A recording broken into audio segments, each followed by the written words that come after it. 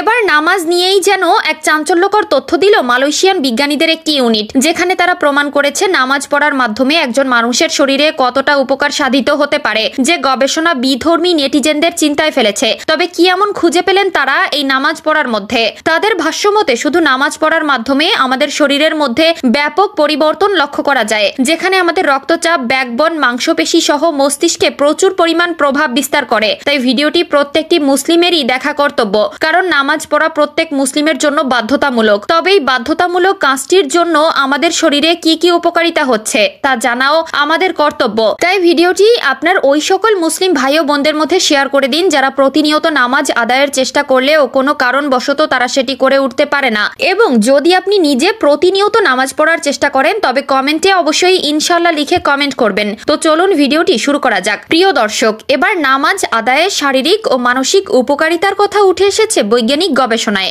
ইসলাম ধর্মের অনুসারীদের জন্য প্রতিদিন 5 ওয়াক্ত নামাজ আদায় করা ফরজ। এটি মহান আল্লাহর নির্দেশ।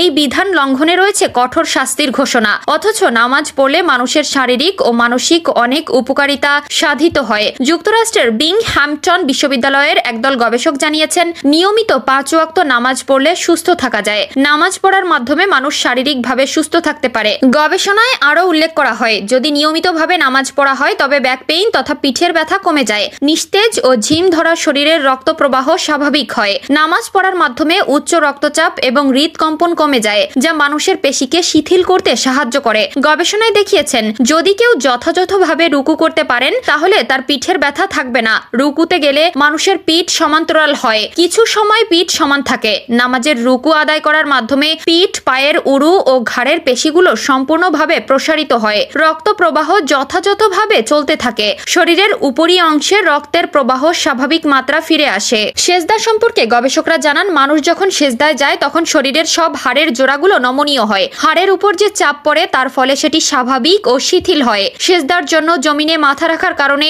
মস্তিষ্কে রক্ত সঞ্চালন স্বাভাবিক হয়। উচ্চ রক্তচাপ কমে যায়। ধীরস্থির ভাবে সেজদা আদায়ের মাধ্যমে মস্তিষ্কের কার্যক্ষমতা বেড়ে যাওয়ার পাশাপাশি শরীরের ভারসাম্য ফিরে আসে। শ্বাস প্রশ্বাসের স্বাভাবিক গতি ফিরে আসায় মানুষ স্বস্তি লাভ করে। সুস্বাস্থ্য ও সুস্থতার জন্য নামাজ অনেক উপকারী। এ নামাজের মাধ্যমে মানুষ আল্লাহর সন্তুষ্টি লাভ করে। কর্মক্ষম উজ্জীবিত মানসিকতা লাভে নামাজ আল্লাহর এক মহান নিয়ামত, বান্দার জন্য অন্যতম বরকত বটে। তাই তো আল্লাহ তাআলা মানুষকে সার্বিকভাবে উজ্জীবিত করতে নামাজের প্রতি গুরুত্ব আরোপ করেছেন, আর তা না পারলে শাস্তির বিধানও রেখেছেন। আল্লাহ তাআলা সবাইকে বোঝার তৌফিক দান করুক, আমিন।